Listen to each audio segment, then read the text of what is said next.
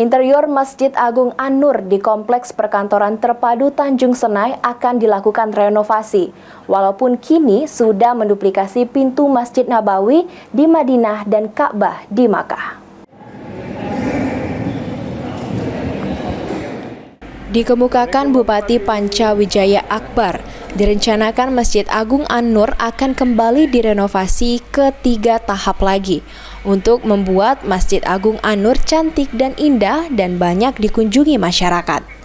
3 tahapan tersebut dilakukan, renovasi untuk pelataran masjid, renovasi taman, dan juga eksterior pelayaran masjid.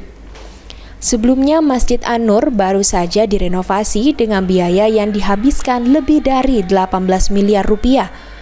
Masjid Agung An-Nur didirikan di atas lahan seluas 2.205 meter persegi dengan tinggi bangunan hingga 26,39 meter yang pembangunannya dilakukan mulai tahun 2012 dengan melibatkan beberapa kontraktor.